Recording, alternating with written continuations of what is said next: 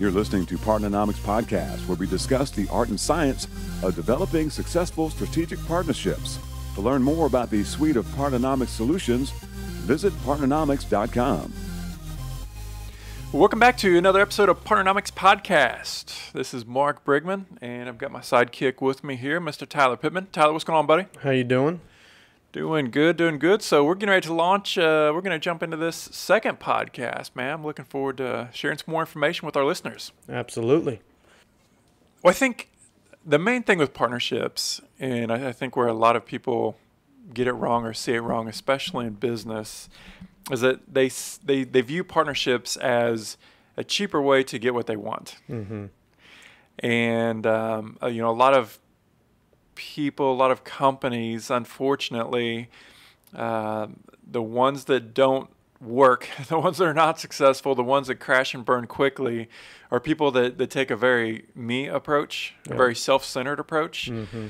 And the thing that people need to have in mind is to come at partnerships truly with a we approach, and to literally be as concerned about their ability to provide value as much as they are about their concern to receive value. Right. And I think that's one of the biggest reasons that so many partnerships fail is because people just take this approach, concern for themselves, and not really looking out or seeing an obligation on their side to provide value to their partners. Yeah.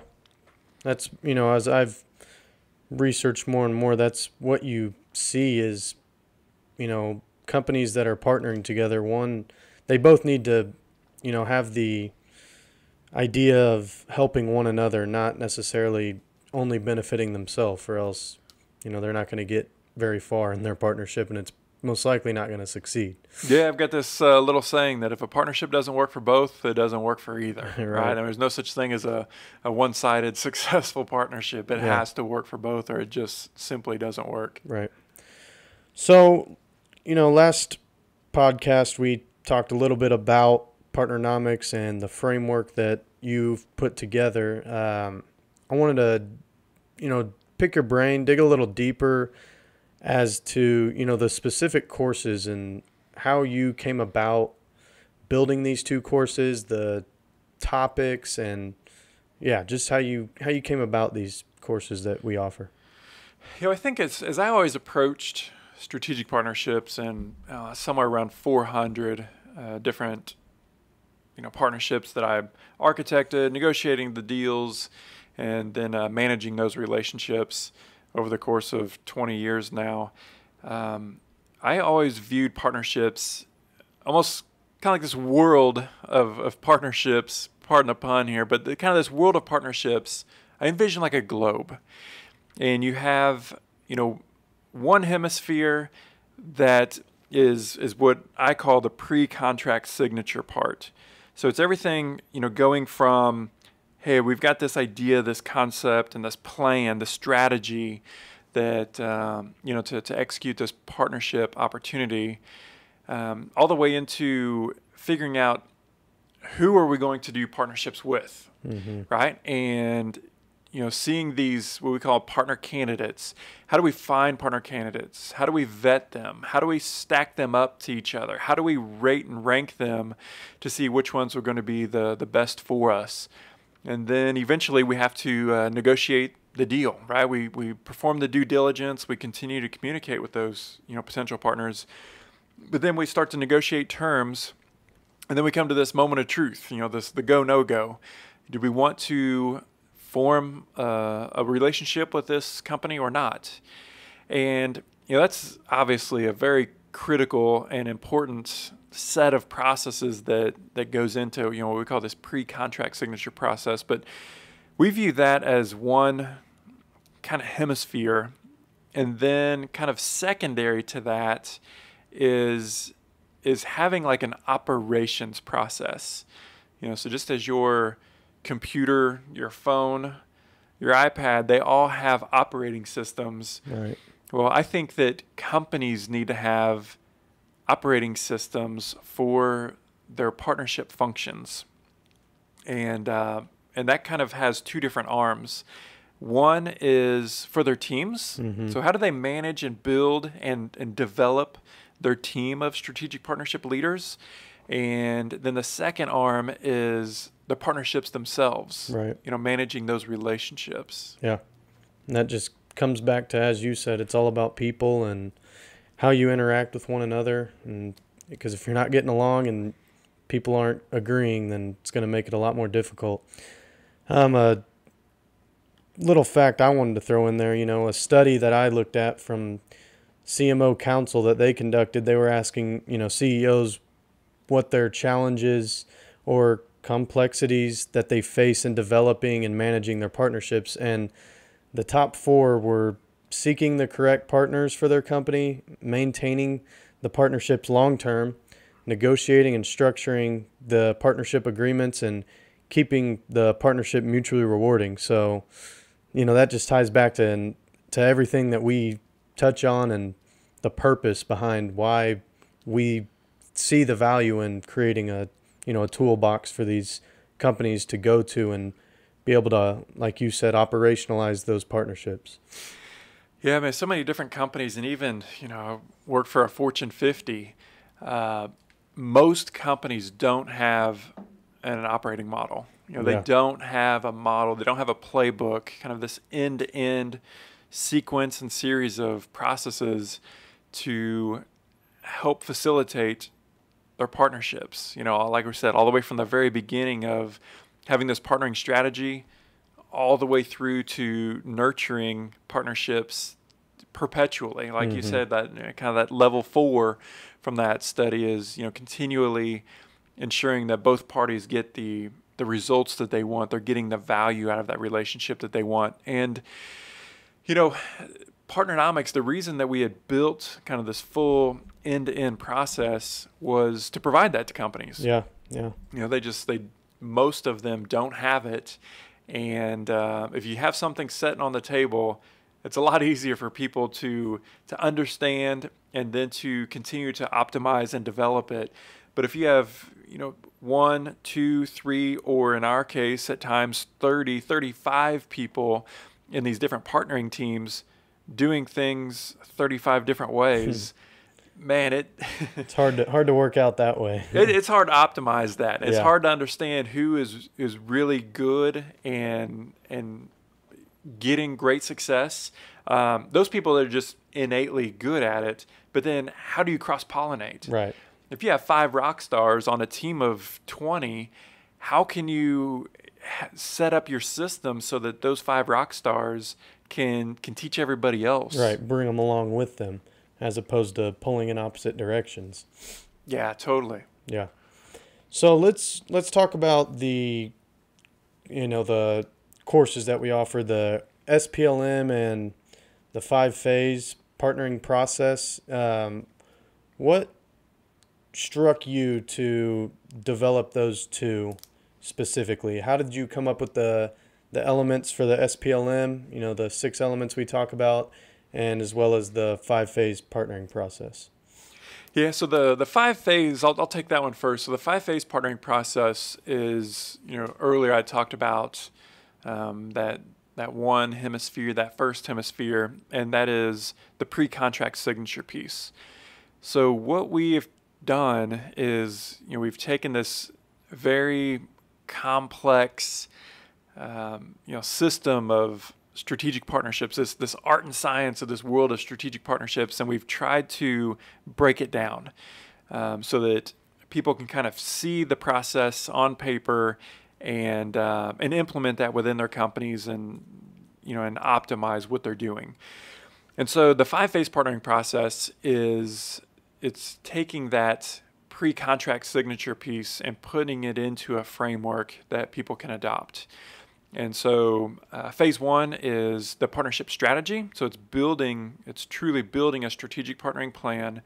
And we have a 12-step process, or really a template, but a 12-component plan of how to do that. What is in an SPP? The second piece is to what we call engage. So it's engaging potential partners. So it's all about communications how we communicate, how we vet, how we figure out if this potential partner is really a solid fit for us. The third phase is negotiating. So we need to, bargain terms for, for our impending partnership. How do we do that? What tools do we use? One of the things that we talk about is term sheets.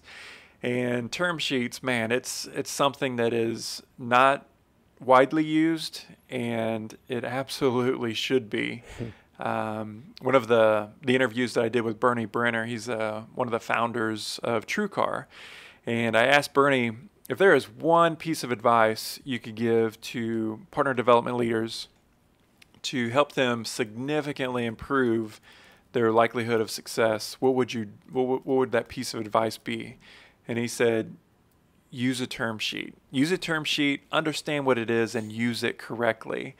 And man, it'd probably be a good topic for us to have on the podcast sometime. Yeah. Because I could easily burn through, 25 minutes talking about the term sheet and how to use that well. But so going back to the 5 phases, so we have to negotiate those agreements, and then phase 4 is close the deal, and that's the go no go. If it makes sense for us to execute the partnership, let's do it. Let's sign on the dotted line. If not, let's kind of agree that it's not the right fit or it's not the right time, and then we walk away.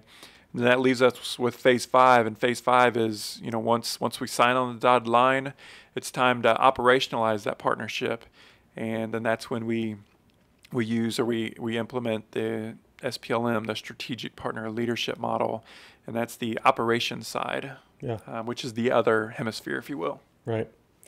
Yeah, and that's, you see partnerships are everywhere, and a lot of the ones that are publicized are, the successful ones, but people don't realize the stronger percentage of them fail. And I think that's why it's so increasingly important for a company to have, a backbone to build off and, just have something to ensure they're going to be successful. Because if you're just, randomly throwing darts, you're not gonna get anywhere. You're not gonna take a step forward. So, yeah, it's been said many times over. Hope is a really bad strategy. And that is so very true. But yeah, upwards. There's been a lot of studies done over the last 10 years looking at partnership success rates between these third-party partnerships, and depending on which study you look at, they're pretty much all right around 65 to 75% failure rates, which is it's so high. There's so much cost and energy and effort. Yeah, a lot of money down the drain. Absolutely, man. So just imagine like these companies that, let's say there's a 70% failure rate, which is essentially the average over a 2-year period. Mm-hmm. What if you could put some solid processes in place? What if you could adopt and execute a playbook, and instead of having 70% failure, you had 70% success? Yeah, it's completely flipping the scale there. Yeah, I mean, just that alone is going to be a massive competitive advantage for your company. Right. So, Mark, I'll ask you, the multiple partnerships you've been a part of, the companies that you've worked with, as we've continued to build Partnernomics, what are the main factors that stand out to you when you see a company not successfully executing partnerships? Yeah, so we've launched a couple different assessments that we like to use, and really what those assessments drive down to is there's 3 different assessments, but it really illuminates parts of really a required process that's a part of this partnering discipline that we live in, and it tries to illuminate those things. It really goes down to, it starts from the top. Whenever you go into an organization, you're looking at a company that has really high levels of failure rates. Typically, it's because the senior executives within the company don't really understand partnering, or they're not supporting it. And absolute kind of job first one is to have, depending on your company size, board of directors, the CEO, or if it's a smaller company, those entrepreneurs, those people that are making the day-to-day decisions. They need to really understand what the partnering tool is, what that lever is, and really support it and get behind it. And then after you have that support, then it's about you're really getting clear of why you're involved in partnerships. What do you want to get out of the partnerships? And one of the first steps that we have is you have to have a plan. And specifically, we call it the strategic partnering plan. And that's why we have a template, a framework, a 12-component framework that we want people to use. And it's a really, really good exercise for companies to go through, because it puts on paper, in black and white, for everyone to see exactly what the intent is. So many times these partnering initiatives, they happen over lunch, or they happen wherever, at a golf course, and it just sounds like a good idea. But as you get deeper into it, if you have 3 or 4 or 5 people involved in the conversation, you have 3 or 4 or 5 different ways or ideas of what success looks like, or how it's going to be done. Right, and it's never put into a plan. Yeah. No, I totally agree. That's, you're essentially going in blind when you just jump into an agreement like that, and it just makes everything a lot more difficult for those people. But I kind of see it also relating to our SPLM, where one of the elements being vision. If you've got to have an end goal in mind, or at least an idea of where you want to go and where you want to take it. And it's so applicable to partnerships. And like you said, it starts with the leaders. And I think that's why, every great team you see, it starts with a great leader, and somebody at the top knows where they want to go, or has an idea of what they, where they want to take the team. Yeah, at the end of the day, in any business, the CEO or those senior executives, they're the ones ultimately responsible. Right. And that's really, partnerships don't start with partnerships. Partnerships are a tool that we use to execute a growth strategy. And ultimately, it's the CEO, the president, it's his or her responsibility to develop an organization forward. And then those of us that live in the strategic partnering teams or the biz dev teams, we're the ones responsible for pulling pulling the levers on the partnering side to help support those initiatives. Yeah. I think all the the elements within the SPLM and the 5-phase, they're all really structured well to have the intent of giving these companies the ability and everything at, their disposal to be able to implement them, and just give them a framework to work off. But yeah, so let's kind of lay out the SPLM, right? We talked about it a little bit, so people are probably listening, wondering what the heck is this thing. So, we've kind of chatted about. We firmly believe that companies need to have, these partnering teams, they need to have an operating system, just like your laptop or just like your phone has. And, we've developed what we call the strategic partner leadership model. And it's a 6-element model that helps companies operationalize their strategic partnering teams as well as their partnerships. And so the 6 elements, the first is vision. The second is teams. The third is goals. The fourth is metrics. The fifth is processes. And number 6 is getting to results. And so we have these 6, we call them elements. We have these 6 elements, and then the SPLM framework really drills into each of those elements. So what are the components? What are the success characteristics? How can we develop this from the ground up as a company? And then how can we optimize it over time? So just talking about the first element for a second, vision. So we say the vision has 3 different components to it. That is truly having a vision or vision statement, that 10, 15, 20-year North Star that we're all heading toward. The second is a mission statement. What is your company? What's your purpose? Why do you get up in the morning and what are you driven to do?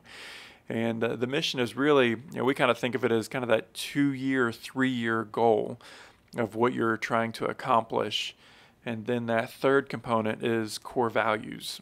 And we say that core values is somewhere between 3 to 5 words that describes the DNA of every member of your team in that. And, really, it's kind of your North Star of your beliefs. Right. And as we think about this vision element, right, the vision, the mission, the core values, really if you distill that down, it's culture. Mm-hmm. And culture is so important. Very important. Culture is king. Yep. And so really that's where it starts. It starts with culture as you're building out this model. Right. Well, Mark, I think that just about covers everything we had for today's podcast.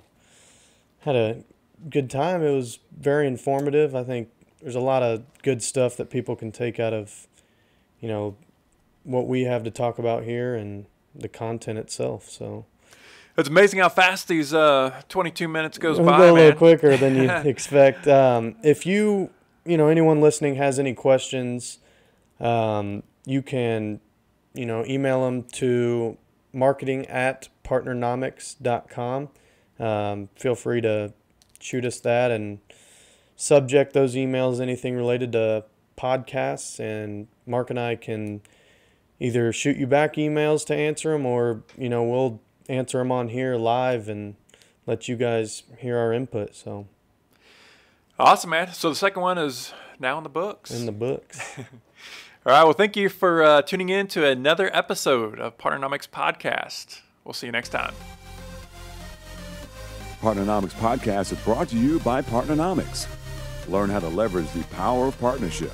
To listen to more episodes of Partnernomics Podcast, visit partnernomics.com.